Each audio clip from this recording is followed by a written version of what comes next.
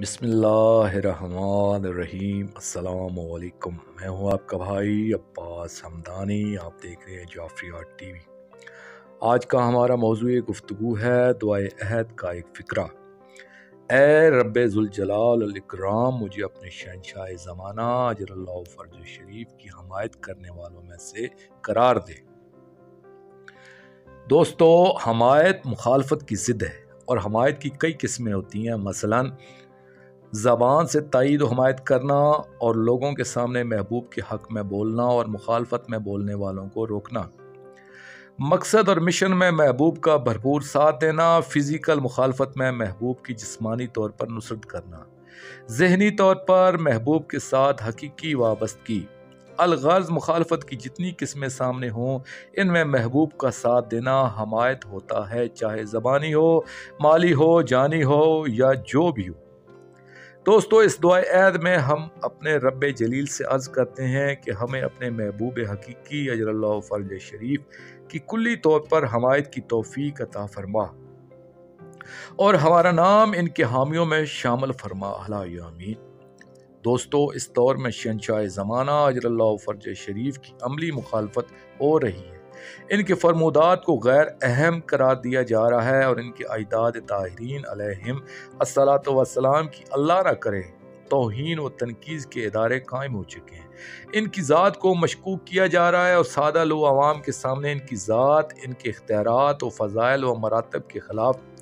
زبانیں کھولی جا رہی ہیں، اور شہنشاہ زمانہ اجر اللہ فرج شریف کو شیعہ قوم میں جو مرکزیت حاصل ہے، اس کے متبادل کئی دوسرے نظاموں کو متعارف کروایا جا چکا ہے،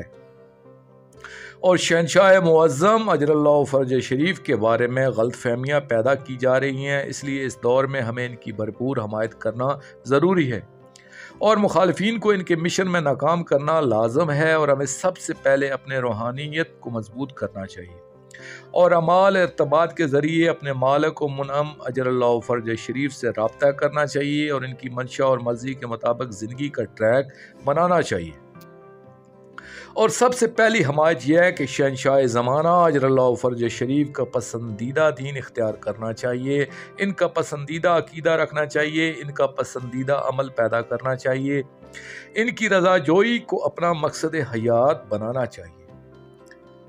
اس کے برعکس ان کا ناپسندیدہ عقیدہ ترک کرنا چاہیے، ان کا ناپسندیدہ عمل اور کردار ترک کرنا چاہیے، اور ابلیس کو اس مشن میں ناکام کرنا چاہیے، کیونکہ حق اور باطل دو کردار ہیں، اور جو آدمی چاہے شیعہ ہی کیوں نہ ہو باطل کی اتباع کرتا ہے، باطل کو مضبوط کرتا ہے، باطل نظریات کی ترویج کرتا ہے، تو وہ باطل ہی کا حامی اور حق کا مخالف ہے۔ اس لیے ضروری ہے کہ ہمیں اپنے شہنشاہ زمانہ اجر اللہ فرج شریف سے رابطہ کرنا چاہیے اور ان کا دین اور مرضی انہی سے معلوم کر کے اس پر عمل پیرا ہونا چاہیے۔ دوستو، آخر میں شکریہ ادا کروں گا اپنے مرشد کریم سید محمد جعفر الزمان نقوی البخاری سرکار دام ظلہ تعالیٰ کا۔ یہ مضمون میں نے ان کی کتاب شرح دعائے عہد سے پیش کیا ہے، اور آخر میں اپنے پاک شہنشاہ کی بارگاہ میں دعا کریں گے، الجل یا عمل المشتاقین، الجل یا ولی المظلومین، الجل یا سلطان المنصور، اجر اللہ تعالی فرجک وصلوات اللہ علیکہ یا ربا محمد وآل محمد صلی اللہ محمد وآل محمد